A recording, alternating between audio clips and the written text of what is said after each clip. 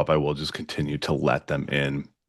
But what we are going to go over today is probably one of the most underrated performance enhancers, just like period, especially for volleyball and especially for old people like us. So, whether we're looking at jumping higher, losing some weight, building muscle, recovering from nagging pains, or just injuries, or even like just showing up to like league nights actually feeling good, it just starts with sleep. And if you've ever talked to like been on a call with me talking about sleep, it's probably like not even probably I consider it to be like the number one aspect as far as like recovery period. Like it's like sleep, you can interchange like stress and nutrition, and then after that like really nothing else is on the same level at all. So if you don't have sleep dialed in, all of the foam rolling massage, cryotherapy, supplements, like all the other stuff you're doing, just none of it really matters if we don't have this dialed in. So what we're going to do is talk about why this is so important first. So we'll talk about sleep and performance. We'll talk about it as far as injury prevention. We'll get the why stuff out of the way. And then we'll talk about what to do to improve it. So things like sleep hygiene, which is it's a weird term. That's what they call it. It has nothing to do with like cleanliness. It's like setting yourself up for success. Some wind down protocols and like getting into some more detail of like sympathetic versus parasympathetic, some of the stress management side of things, and what we can do for that type of stuff. Because in general, like the group of people that we work with, that you guys are generally have kind of like very high stress, very important jobs and just lifestyles in general. So the stress management aspect of it is something that is very crucial and something we have to cover, which is kind of where this topic came from in the first place. I believe, Aaron, this was your idea, right? This topic in particular. Yeah, shout out to Coach Aaron for this idea. So we are going to start with the why stuff here. So just talking sleep and performance, because obviously, you guys are here, you're looking to jump higher, you're looking to move faster, you're looking to hit harder. So what happens when you're not sleeping enough? Things like reaction time slows down. So obviously, like if you've ever felt that feeling where it's like you just know what to do, your body's just kind of too slow to get there, right? Serve, receive, defense, those type of things. Reaction time slows down, explosiveness drops. Obviously, that means your vertical is going to go down, everything like that. Your hitting power is going to go down. Your motor control goes down. So things like timing, your decision making, your mechanics, all of those things. And just on that same note, like cognitive sharpness declines. So that's along the lines of like the decision making, where if you ever, so I do this all the time, you're playing and you do something dumb and you're like, why did I do that? Like that made no sense. And those are things related to like fatigue and everything like that as well. But we obviously want to be as mentally sharp as we possibly can be, and sleep is going to be a huge part of that. So studies show that getting less than 6 hours of sleep can reduce sprint speed, it can reduce vertical jump height, and overall power output by up to about 10%. And obviously, that's, if we're looking at someone with a 30-inch vertical, 10% of that is 3 inches that you're knocking off just off the top by just not getting enough sleep and not prioritizing this like you should, right? And, if we're looking at it from a blocking perspective, 3 inches, that's the difference between like getting OT'd and getting a block, right? Or getting tooled and getting a block. Plus, sleep is when your brain kind of consolidates motor patterns. So if you're working with us on like your arm swing technique, your jump technique, any of the skill side of things like passing, and if you're working on those, learning those new skills, then sleep is when you kind of like lock that in better. So if you're getting better quality sleep, you will actually adapt those patterns even more. Okay. So from the performance side of things, obviously super important. It's one of those things where it's like you're not maximizing your performance if you're not getting enough sleep. It's also massive for the injury prevention side. So a lot of you guys are here with knee pain, shoulder pain, lower back pain, like these nagging issues, things like this. And as you get older, obviously those things don't just get better on their own. Of course, the training that we're doing is going to have a huge part of that, but sleep is a massive impact on injury prevention. So athletes who sleep than less than 7 hours per night are 1.7 times more likely to get injured. So less than 7 hours per night, you are almost twice as likely to get injured if you as opposed to if you just slept longer. So sleep is where we do like a lot of tissue repair happens, a lot of collagen synthesis happens, meaning like your tendons and your ligaments are essentially healing themselves, regrowing, a lot of like muscle protein synthesis and all those type of things, like your muscles getting bigger and stronger, but then also your tendons and ligaments getting bigger and stronger as well. It's also a big aspect of inflammation. So poor sleep will lead to more soreness and more nagging pain. So if you're dealing with some kind of chronic inflammation, like you can feel it in your fingers, your elbows, your knees are always kind of aching. Sleep is going to be a big factor in that. So if you're constantly dealing with knee pain, obviously jumper's knee or shoulder issues, and you're still trying to just grind through them without sleeping enough, then you're just working against yourself. You're fighting an uphill battle. So fix your sleep first, and your body will be able to recover from the training and the old injuries better. Like, especially if you're like in the eccentrics. If you're like in the eccentric phase or one of these like strength phases where it's just crushing you, like really prioritize your sleep. You really should no matter what. I think if any takeaway from this, like that injury risk should just be all you guys need to hear to be like, okay, I'm going to prioritize my sleep more. So I'm going to say that again. Less than 7 hours per night, 1.7 times more likely to get injured just from sleep alone. And some of that actually relates back to what we talked about on the performance side, because if your motor control goes down, if your cognitive, just like thinking, your ability, your brain decreases, like your landing patterns are going to be worse, your movement patterns are going to be worse. That's also directly going to lead to higher injury rates, right? So again, that alone should be enough to just like keep you guys or to convince you guys that you really need to prioritize this more. And we've lived kind of through the grind culture, I'll sleep when I'm dead type of phase of humanity, of probably through like the 2010s into like the 2020s. I feel like that was really big, where it's like, oh, I don't need to sleep. I'm gonna wake up, go to bed at midnight, wake up at 4, grind, hustle, like that hustle culture thing. And that was big in like the business side of things. But then all of this information started to come out about like the mental and cognitive decline that was causing, which is the opposite of what you're looking for in all of those things. A lot of this research started to come out about the injuries, about the performance, and people realize like, oh, this is probably like the exact opposite of what we should be doing. And so obviously next we're going to talk about things to get into that. But big takeaways from this, like if you sleep more, you will be better at volleyball. If you sleep more, you will be better in the weight room. If you sleep more, you will be less likely to get hurt. And it's just like a kind of a no-brainer type of thing. I know it feels counterintuitive. You're like, oh, well, I'm not doing anything. But it is such a huge factor in this. If you guys want a really good resource on this, I read a book called Sleep Smarter, which is where I personally learned a lot of the like detailed information on sleep. It's by Sean Stevenson. It's very good. Audiobook is really good. He reads it himself. And he had talked about in that book about the telomeres of our DNA. So our DNA, which is the thing that we are all made of, they have end caps on them. That it's like the plastic cap on the end of shoelaces. And as we get older, that telomere starts to degrade. And once it degrades fully, then the DNA strand unwinds, it dies. And then subsequently, like we die as enough of those things happen. And up until at the point of him creating that book, up until then, the only thing we knew that could not only stop the degradation, but actually recreate telomere length is getting good quality sleep. So it will also help you live longer if you really prioritize it. Like it's like all upside, no downside, except you lose some time, but the time that you are awake is going to be more productive than if you woke up early, right? So it's like wake up early, less quality sleep, or maybe more so, go to bed late, less quality sleep. You have more time, but you're less productive in that time, as opposed to just getting better quality sleep and using the time you have in your life better. I think this is something that I kind of like figured out intuitively in school when I was in college. Like everybody's like pulling these all-nighters, cramming for tests and things like this. And I think someone had told me just through one of my classes that like when you sleep is when you actually retain all of the information. So instead of like reviewing all of your notes one more time, you're better off just going to sleep and actually like putting the stuff into your brain to the point where it stays. And so I think that's really stuck with me a lot through the past 10 years or so, just to kind of implant into my brain like how important sleep was, like from an earlier age maybe than most people. But that's great. So we can talk about all the things of like, why it's so important, but none of it matters if we don't know what to do, right? So there is something called sleep hygiene, which is basically like good practices around sleep so that you can get good quality, right?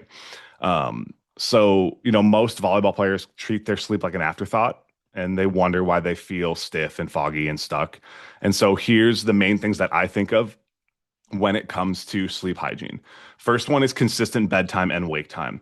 This is something that I heard about this research maybe close to 10 years ago now that you are better off going to sleep and waking up at the same time every day. So at that point, I was still working as an in-person trainer, and like my first client was like 6 or 6:30 in the morning or something like that. So I would wake up at like 4:30 or something to make sure I had time to like do like eat breakfast, do my morning routine, get there in time to the gym.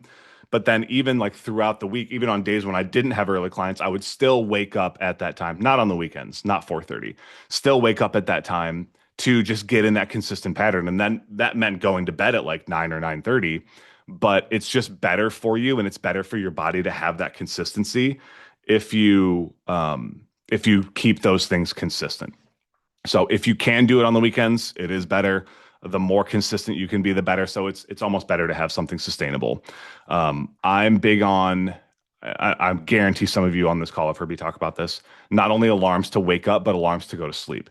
So have an alarm set on your phone. It could be to start your wind down routine, which we're going to talk about, but also have one to like tell you to go to sleep, like stop doing these things we're about to talk about and actually go to bed. Set an alarm for that on top of setting an alarm to wake up.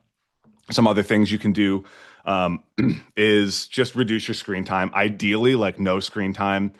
I can tell you to do that. I don't do that. I'm not going to be a hypocrite and say like I don't use my phone or whatever 60 minutes before I go to bed, even though that is ideal. What you can do if you are still going to do that, if we're going to be realistic, is turn your phone on night mode. And I did show on the first one of these calls that I have a red light filter that I use on my phone. So I set it to where when I just triple click, it immediately turns everything red. So everything gets redded out. It filters out all of the blue light. And the blue light is what's super stimulating to basically our eyes and our brain that kind of keeps us awake. We're supposed to get it from the sun, but now all of these other lights and screens and everything around us are also emitting blue light. That's just keeping us stimulated throughout the entire day. So we definitely want to like turn your brightness all the way down, turn your night mode on, and then you can do that red light filter too. I should have looked up how to do that because on the last call I said I couldn't remember how to do that. When we take like a quick break for questions or something, I'll look and see if I can remember. But try to keep the screens off. That's going to lead into some of the wind down stuff we talk about in a little bit. Keep your bedroom cool. This is the perfect time to talk about this. I think most people are out of the heat wave, but if you've ever tried to sleep in a room that is hot and you're just restless, just like can't sit still, you're constantly trying to like tossing and turning, you need to be in a cool room to fall asleep. It's actually in Sleep Smarter. I can't remember the exact number, but he basically said your body has to drop like 1 or 2 degrees for you to physically fall asleep at night. So, in the research that I did for this call, it did say 65 to 68 degrees Fahrenheit is ideal for sleep. If that's realistic for you, great. If it's not, like just make it as cool as you can. Think cool, dark, and quiet. Those are the big ones. So keep it cool, make it dark, make it as quiet as you can outside of if you need some kind of white noise or something like I do. So blackout curtains, sleep mask if you need to. I heard somebody say basically like if you open your eyes and it shouldn't look any different than when your eyes are closed. Like that's how dark you want your room is like you almost can't tell the difference, which is a little bit scary. I don't know how I feel about that. I would probably freak out if I like couldn't tell that I was awake, right? Because it was so dark in there. But just black it out as much as you can. We have like even like night lights, like not a big fan. You want it to be completely dark because those are all going to be stimulating. If you've got a TV in your room, just take it out. Take the TV out of your room. I will be pretty firm on that. There's no good that comes from that. There's another tip in here that's basically like leave your room just for sleep. Don't use it as an office. Don't use it, to watch TV or whatever. Like it's for sleep, right? There's no positive of having a TV in your room. You're going to fall asleep with it on. It's going to keep you stimulated through the night. You're not going to get deep sleep. Just get it out of there. You're supposed to be shutting down the screens or whatever anyway. no upside to that. And then something that I am terrible about, ditch caffeine 6 to 8 hours before bed. Because even if you don't feel it, like you're not still stimulated from the caffeine and you can fall asleep, it's still going to mess with your sleep cycle. So it's still going to have a negative impact, but you're just not going to realize it. Um, so, you really want like kind of a takeaway of this, like if your room feels more like a lounge or a workspace than a recovery chamber, then you're doing it wrong. You want to really focus on from the athletic perspective, like this is where I go to recover. I need to optimize this space in my life for sleep and for recovery. So let's get a little bit more into some of these wind down protocols. Um, and some things you can physically do at night on top of what we talked about to help you kind of wind down here. And before we do that, I'm going to take a quick skip. If you guys have any questions, let's pop them in now while I try to refresh here.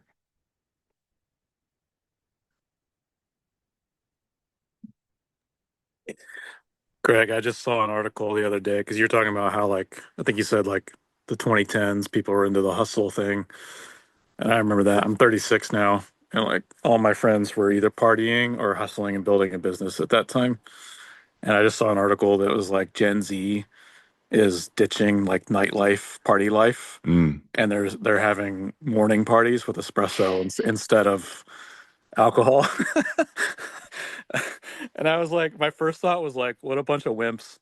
yeah. And then my second thought was like, dang it, I'm kind of envious of that because like I've never made a smart decision at like 1 a.m. Yeah. completely drunk. That was like the dumbest time of my life, right? Yeah. Nothing good happens after midnight. No, right. You guys in your nighttime tournaments, I can't even imagine. I did one time. These overnight tournaments, I can't. Like we've had like 10 p.m. start times for league matches, and I'm useless. I go to bed at 9. So like a 10 p.m. start time, which is really a 10:30 start time, I'm completely useless. Like I might as well have just not been there for those type of things. So Well, I've yeah. never even heard of that. That's it's in Ohio. No, they're all over the place. They'll start the tournament at like 6 p.m. And Whoa. then so Okay. you go till Nice. like 3 a.m. or something like that. Oh, okay. I I have seen some of that actually in Mhm. Michigan. Yeah, I've never been to it because I know I'd suck. Just don't. Yeah. What's Yeah. up, Aaron? I played one that started at 9 and we ended at 5 a.m. And I assumed that we were ending at 1 or 2, so I didn't make any housing accommodations. So I took a nap at my friend's place and then drove to my actual practice that I had to go play in. Yeah, at that point you don't need housing. You just it's Yeah. the morning. Like you're And then I awake. drove and then I drove 3 hours home after. One Unbelievable. of the I worst can't days of my like life. the one day I did one of those, I brought some really shady pre-workout with me. Like pre-workout that is now illegal, and I'm not joking. And that kept me going through that tournament. And I felt great like until kind of the end. But that You was had a that was my four one and loco? only. What's that? You had a four loco for No, pre-workout? no, it was called Mesomorph. Oh Um, my gosh, dude, I took that. yeah. Did you have an out of body experience? Because it's Um, pretty much what it is. I felt like and I've never had this, honestly, but I felt like I was on cocaine. Like I felt like I It's was meth. just, Yeah. it was not caffeine. And I only took like a little bit of it. And I was like, dude, I'm used to like no explode and stuff. hmm Yeah, for any of you older guys too, like the original Jacked formula, like that was the ingredient that became illegal, is Yep. what was in Mesomorph, and that's Yep. yeah, I did there that one too. Jack 3D. yeah, there was this whole thing of like it became Yeah. legal for a time being. Anyway, that's a conversation for another day of Greg's shady pre-workout practices during his power building days. So let's talk about the opposite of that, which would be these nighttime wind down protocols. So like you can't go straight from like watching TikToks to like and checking email to lights out and like instantly start get REM sleep, right? Like your brain needs to wind down and like calm down, especially if you like play or train at night. Which if you know me, like late night lifting, not a big fan. Like we try to avoid that. Obviously, like we can't always like busy adults, right? We try to avoid it when we can, but there's a few things we can do, even after the fact to at least bring you back down to earth before you try to sleep. First things first is like dim the lights. So people think I'm crazy, but I have like two sets of lights in my house. I have like the brighter LED lights for morning and daytime, and like the dimmer, kind of softer, warmer lights that we put on at nighttime. So like outside of in here right now, all of the lights are off in the house because it is still bright enough outside. But we'll turn on like one that's like it's actually really cool. We installed a new like kitchen light and it's got two settings. It's got like a bright setting and it's got like an orange glow setting. So we just turn that on at night if we need to. And it really does help. Like I mentioned earlier, these super bright LEDs, like those are going to stimulate you. They're going to keep you, prevent melatonin production, things like that. So you want to try to shut those off as much as you can, and really like just keep your house dark.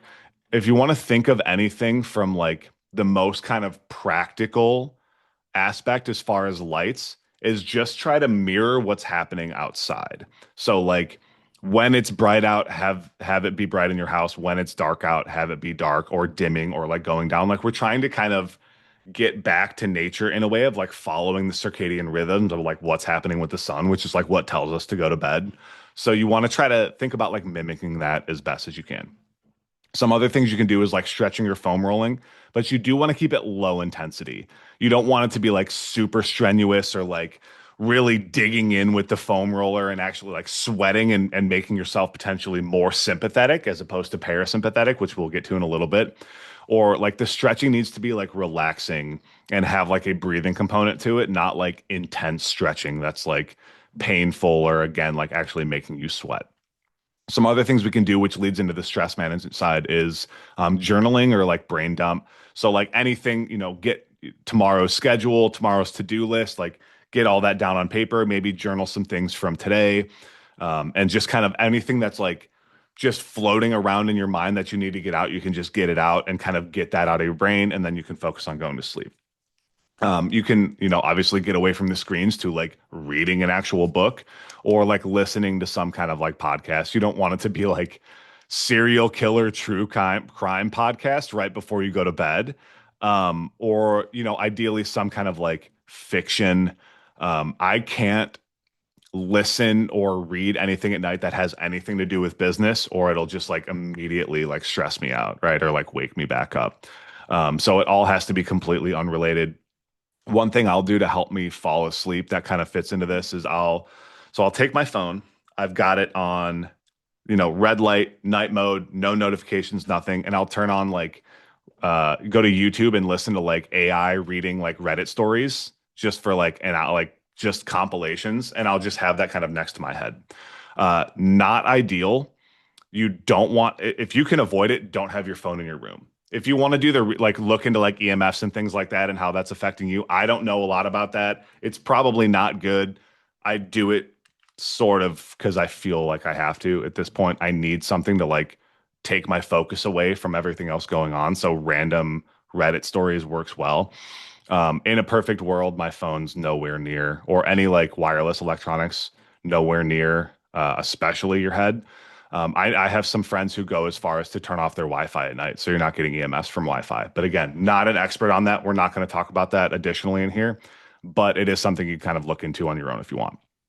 Obviously, we talked about turn off screens, turn off notifications, turn off all of your social alerts. Like there's this sleep mode on your phone. If you've never used it, like, if you just go to focus, it's still red. You can't see it. And just click on the sleep. It automatically dims everything, turns it black. No notifications can come through unless you set it so like only these certain things can come through. Because the last thing you want is like your phone going off. You're immediately looking for that dopamine hit, immediately back on the phone with the bright light in your face.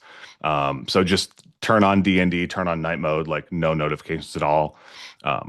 If you can, turn your phone off, whatever it might be, if you have some other thing that's going to wake you up. From the supplement side of things, we can talk about magnesium, like magnesium glycinate. You can use tart cherry juice. Or if you've talked to me about that, I've probably recommended the spray from Ease. It's Ease Magnesium. It's from Activated Products. Big fan of that. I actually need to order some more. It's just like a topical spray, spray it on your chest or whatever, and you rub it in. It really does help. Magnesium is fantastic for sleep. The research, to my knowledge, on melatonin is mixed. Some people are saying don't do it because then it decreases your natural melatonin production. You become reliant on it. Other people say that that doesn't matter as much. And we kind of like, it depends on dosages and everything like that, which is probably true. I don't do it personally, and I won't take any kind of like sleep supplement that has melatonin because I just don't want to mess with that. I will really stick to like magnesium as kind of my main thing. And then I do have like one sleep supplement that I like that I got from Vitamin Shop just as like a an emergency. If I'm just like really cannot sleep and I just need something to kind of put me down, I'll use like a supplement as opposed to like a medicine or like something like I don't remember like I don't remember what it's called, but whatever people will use to like fall asleep. Um, so bonus for like late night games. So if you do play at night, try to eat like like a small protein or carb snack, and then begin your wind down, 30 to 45 minutes post game. So you want to eat something, especially something that has protein in it, because protein is gonna like help turn you parasympathetic. We're gonna get to that next. But you don't want to like keep that adrenaline even after you get home, like you're still ramped up for a while. You don't want to let that keep you up for like the next 2 hours or something like that.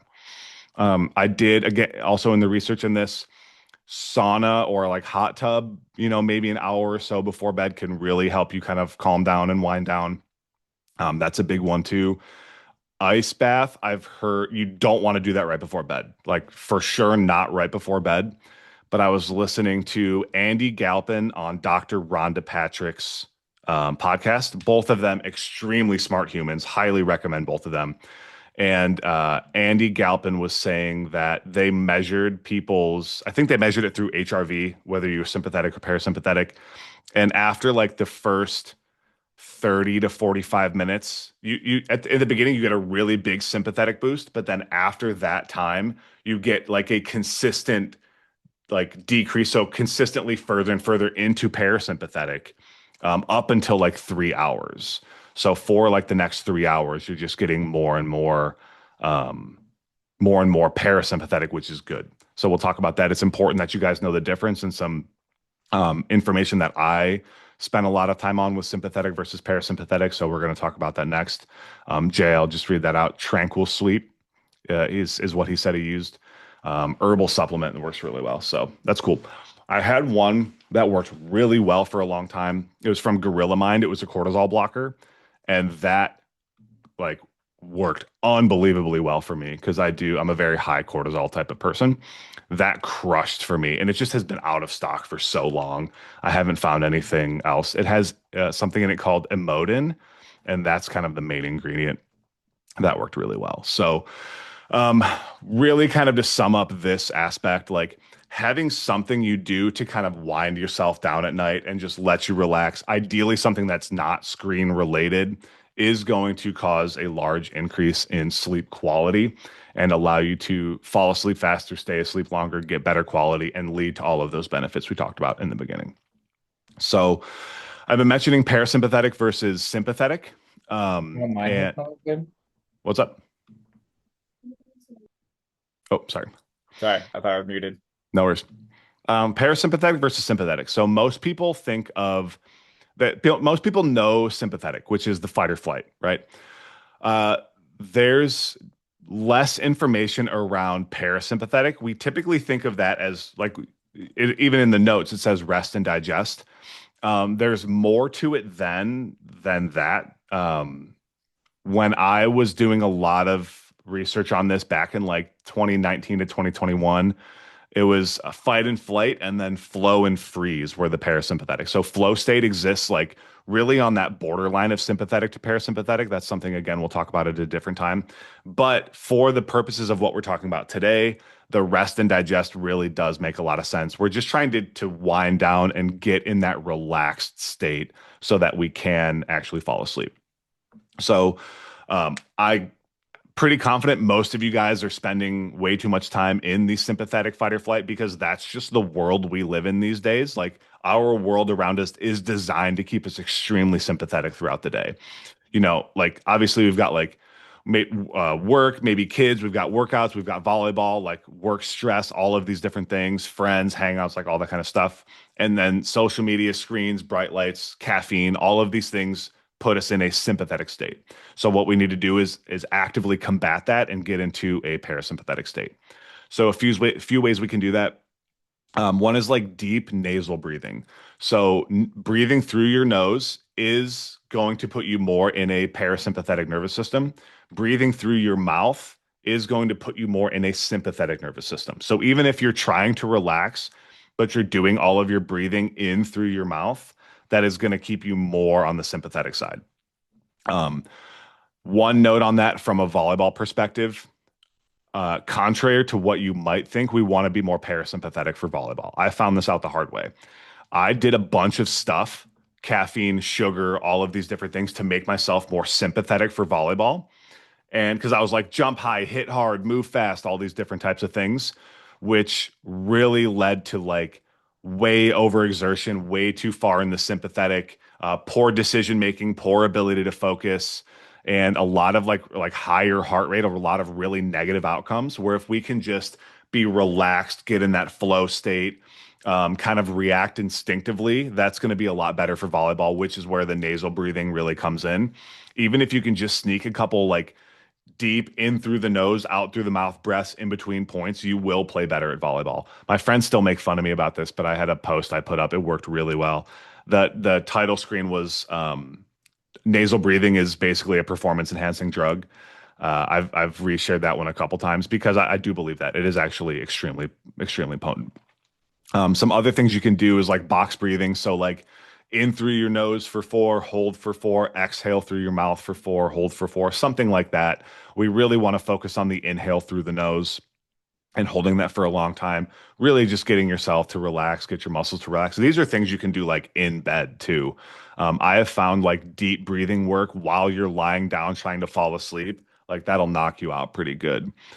Even things like putting your legs up on the wall, it can improve circulation. It can reduce stress, especially if your legs are sore, super good for you. Like any type of meditation or prayer, even like 5 minutes can just calm you down and just kind of clear your mind. And then there's something that maybe some of you guys have tried called progressive muscle relaxation, where it's like you can start at like your feet and it's like you squeeze your muscles and then you relax. And then you go to your calves and you squeeze and then you relax. And then your quads, you like work your way all the way up. Um, and that is something that, you know, you can use to like, now you know what tight feels like. So now you know what relaxed feels like. Another aspect on this I touched on is protein. So, because protein is inherently harder for us to digest, eating a lot of protein will put you in a parasympathetic nervous system state. The opposite of that would be carbs. Carbs are going to push you more towards the sympathetic nervous system, especially the more sugary it is. And start to pay attention. When I first heard this from a guy named Julian Pinot, who he's Strong Fit One on Instagram, doesn't post that much anymore. He introduced me to all of these concepts. He kind of talked about the protein putting you sympathetic. And then I started to notice I would like drink a protein shake and then like get in my car, like drive to work and just get so sleepy. And even to this day, like if I drink like a Fairlife like Core Power protein shake and I like on my way to pick up Jax from daycare, I'll get super tired when I'm like on my way to pick him up. And I'm like, man, sometimes I like forget about this. But it really does work. Protein shake before you go to bed, super high upside. Like puts you in the parasympathetic nervous system, helps you like make sure you have protein at night to you know, fix your muscles, fix your tendons, ligaments, everything like that. Like it's really high ROI to just drink some protein. I haven't looked lately. The recommendation used to be casein protein before bed and whey protein after workouts because casein is a slower digesting protein. So it's kind of like slowly funneling protein into your system kind of throughout the entire night.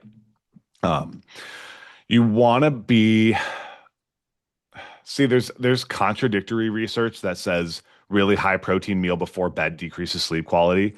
So you don't want to eat like a big steak right before you like try to go to sleep. Like you want some time in there. I think a protein shake is going to be a lot different than that. It's not nearly as hard to digest, but something on here that actually wasn't in the notes that I took that I just remembered is you do want to give yourself some time after you eat dinner before you go to bed, like a couple hours before you go to bed. One, better for weight loss because if you're not eating like it's like that after dinner is like a death trap for people who are trying to lose weight.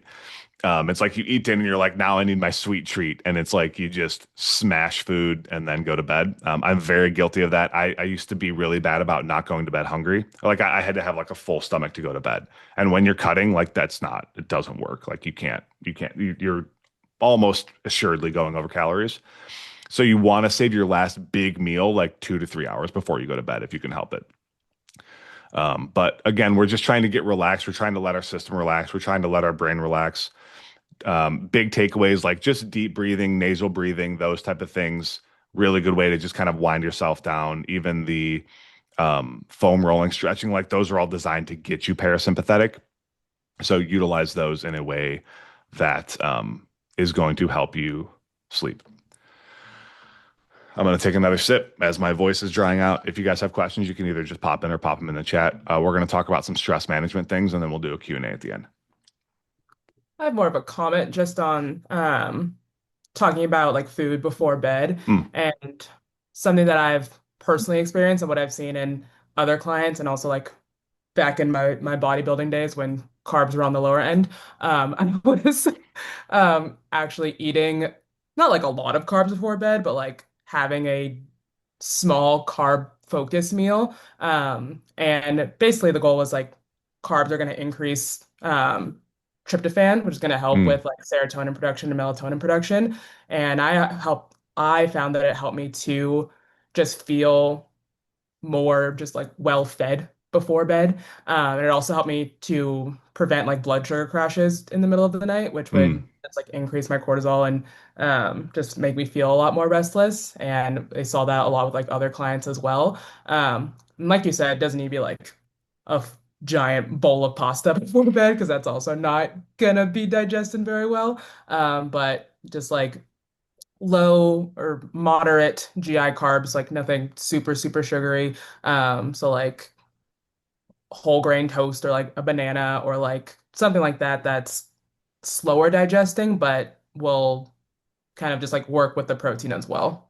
Are you talking dinner or is this like after dinner, like right before bed? It was like an hour-ish before bed, Mm, like a small snack. cool. Sweet. Any other questions, comments on any of this so far? Sweet. All right. So stress management side. A lot of this has been related to stress management already, but poor stress management throughout the day is going to equal poor sleep, is going to equal poor recovery, which is going to equal poor stress management, which is, you know what I mean, vicious cycle, right? So, some things you can do kind of starting in the morning to help set you up for better sleep at night and better stress management at night is something like morning sunlight exposure. So I'd mentioned circadian rhythms.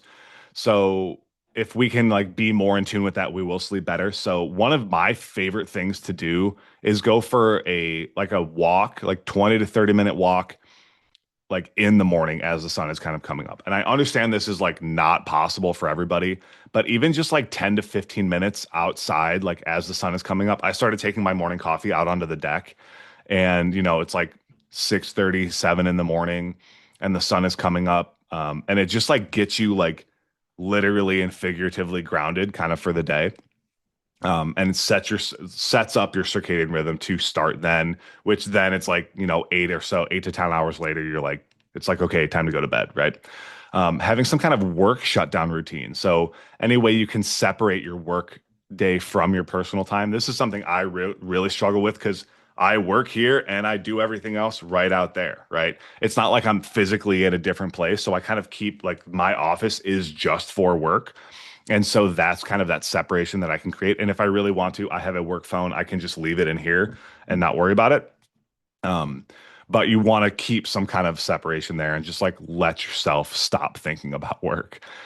Try to avoid like news or like negative social media stuff before bed. It's all designed to keep you alert. And if you're getting like, all the bad stuff that's happening in the world, obviously that's not going to allow you to de-stress right before you go to bed.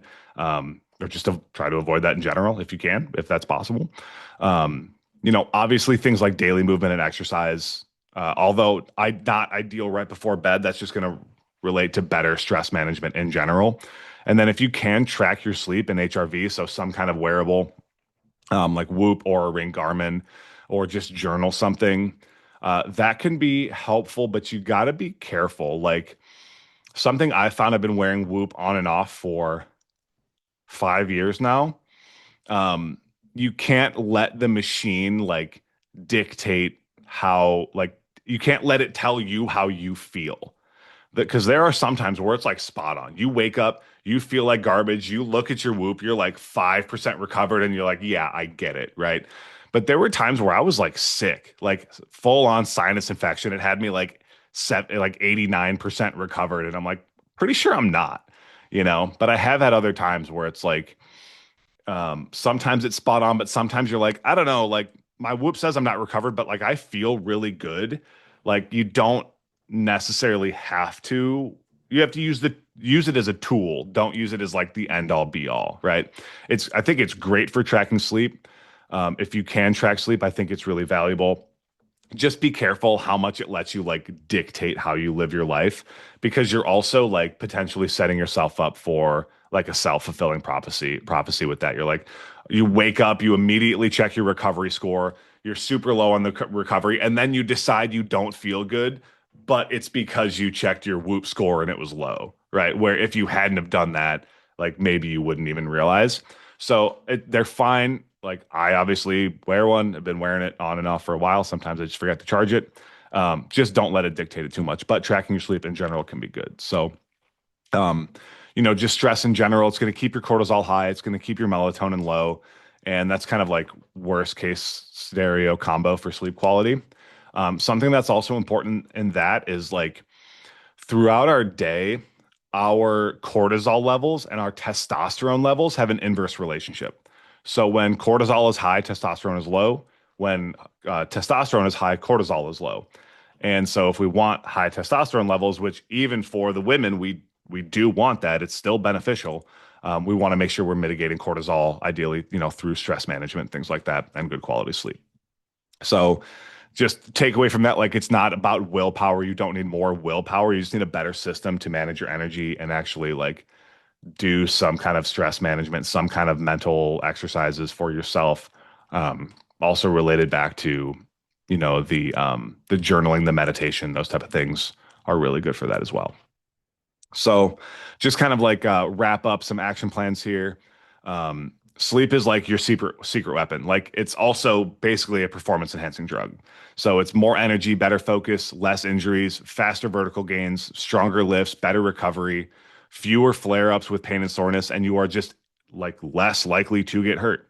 So my challenge to you guys is just to pick two of the things that we talked about for tonight and just implement them for the next 7 nights. So it could be the deep breathing, it could be turning on night mode, it could be getting off your phone, any of the stuff that I talked about. Just pick two of those things and just implement that for the next 7 days and just pay attention to how you feel. So if you do want, some kind of extra accountability, talk to your coach about this. You can talk about coming out with kind of some kind of sleep checklist or something like that. That's what we're here for. And sleep isn't something that we really get into a lot of the weeds of because we like trackable data, but we also don't expect everyone to have trackable data for sleep. So even if it's just like you write down when you fall asleep, when you wake up, it's it's something that I thought about adding to the system, like some kind of sleep tracker, because I created one like back when I was an in-person trainer. But it's like, does that just become another thing to do? Like the pain scale tracking that we just like low key got rid of, like, is that just another thing to do, or is it valuable information? We want to track things that are valuable. So if you guys do want to do something like that, like we're here for you, talk to us about it. But otherwise, like just pick two of these things, implement for the next 7 days, and just see how you feel, see how your workouts go, see how your volleyball goes. And overall, just make sleep a priority. It is one of the most important things in the world, period. And so make it a priority in your life to the extent that you can. Any any comments from the coaches? Otherwise, we are going to get on to Q&A and or just it could just be general Q&A as well, but particularly along these things. I think the only thing is like it doesn't have to be a perfect routine, but just having a routine is going to be beneficial. Even if it's like 4 out of 7 nights, still it's four more than you were doing before. Um, so yeah. Cool. That's a good point. What are you guys most excited to implement?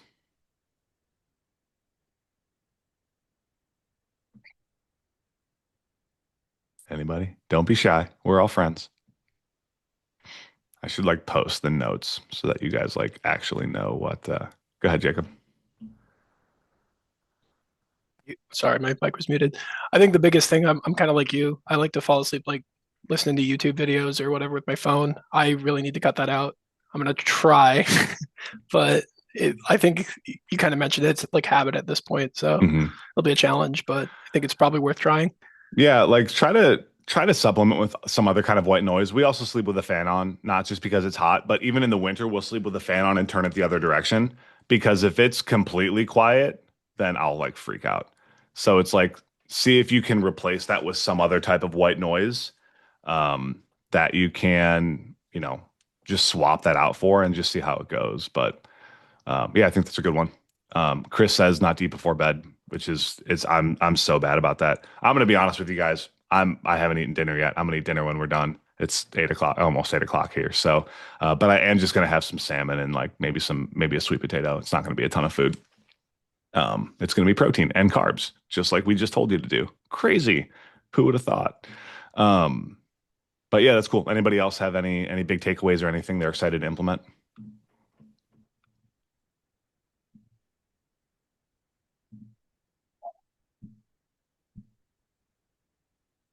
No, good. I thought I heard somebody come off mute. That's all right. If nothing else, I did think of one more thing. If you can invest in a nice bed. So if you think timelines here, if you sleep 8 hours a night, you basically spend, what is that, 1/3 of your life in your bed. So you're spending somewhere between 1/3 and 1/4 of your entire life in a bed. And so you want it to be a nice bed if you can. I got a Sleep Number bed. When did we do that? 2021, summer of 2021. I bought a Sleep Number bed, like adjustable, head goes up, feet goes up. Like spent way more money than like I financed it. I like did not have money, um, like at all back then. But I was like, okay, it's like 200 whatever dollars a month. That's just like one client a month, and I can like have this bed and like have this high quality bed. It made sense to me at the time, and it's great. Like I have no regrets. My sleep has been great. It's one of those things that you should consider investing some extra money to, or if it's just a mattress topper or like a cooling blanket, like buy things that are going to help you sleep better because of all of the things we talked about. But getting a nice bed is like a really big one of those. Like if you just sleep on an old crappy mattress, like your sleep quality is just going to suck, and none of this other stuff is going to matter if you just have like a crappy bed. So one thing that I forgot in the notes, but is also important to mention, you don't have to buy an $8,000 Sleep Number bed, but buy a nice bed or buy a better quality bed if it's something you struggle with.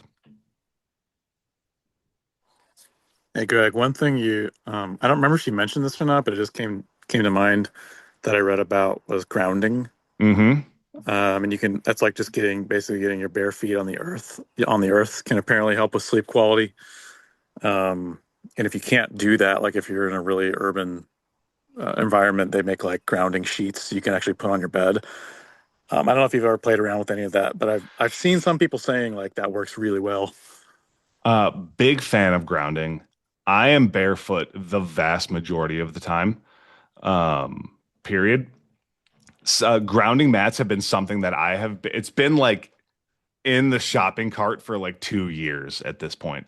Not necessarily like the mattress pads, but like literally something for here that I can just have my feet on that's plugged into that outlet right there, so that you are still grounded right throughout the day. Because we don't necessarily live in a society, most of us, like if you live in any kind of like urban or suburban environment, I have grass, but I don't touch it as much as I should. So the research is pretty compelling for things like inflammation, from grounding is like super compelling. Like touching grass, touching the bare earth is really good. If you can get into a natural body of water, super good, really good for you.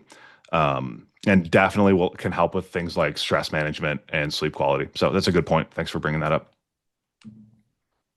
Cool. Yeah, I'll have to try that out. One other thing I was going to mention real quick. I don't want to take up. I know there might be other people who want to talk, but one other thing was that I've had sleep problems for a while. CC kind of knows this. My sleep score every week is like terrible.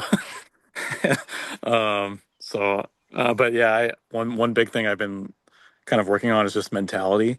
Uh, and I don't know if anyone else is like this, but like the harder I try to sleep and the more I refine my sleep routine, like the worse I sleep. Mm, And it's just like one of those kind of, it's just a conundrum. It's like the more I fixate on it, the more everything has to be more perfect. And like, oh, I have it at 69 tonight instead of my usual 66-degree temperature. I'm probably not going to sleep that well. And I've been working really hard to kind of retrain my brain to be like, no, I can sleep no matter what. It doesn't matter.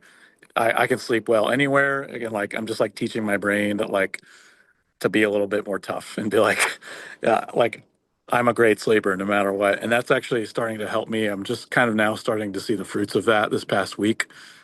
And it's a lot of work, but I just wanted to mention that for anyone.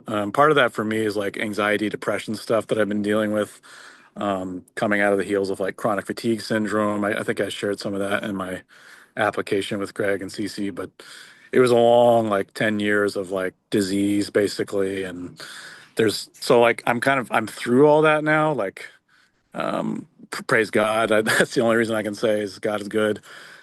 He heard my prayers, but dealing with like residual anxiety, depression that causes sleep issues. mm, And so, yeah, I would say the biggest thing for me has been retraining the brain to be okay with not having perfect conditions. If you're a Christian, I would say prayer is huge. If you're not a Christian, I would say like deep breathing, like you were saying, and just kind of getting like into a place where you're grateful can help a lot with stuff.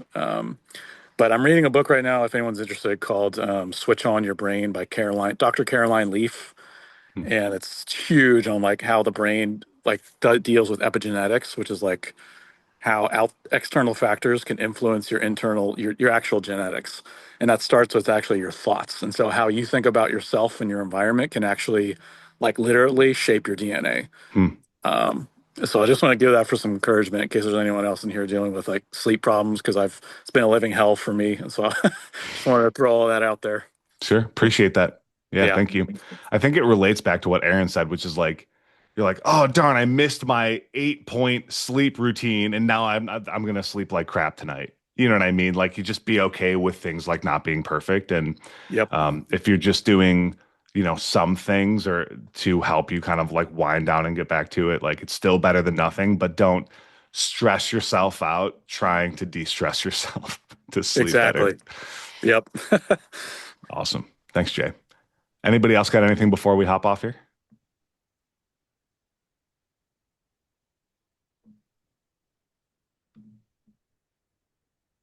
Cool. All right. I appreciate you guys. I'm gonna post this recording up in the group. Um, we'll see. We'll see how this comes out on my end if I rambled too much or not. But I may clip this one up to a YouTube video as well.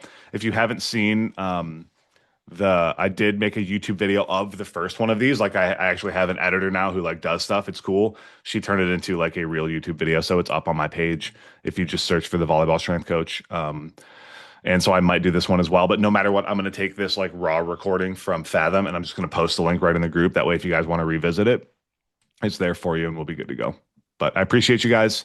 Reminder, no office hours this week, 4th of July. If you do want to reach out to book a time with me, let me know. I'm considering doing a different day. I just got to see where the schedule shakes out. But at this point, we're just planning on no office hours this week, and then we'll resume that next week unless you hear otherwise. Awesome. Thanks, guys. Appreciate you. Have a great night. Thanks, Greg.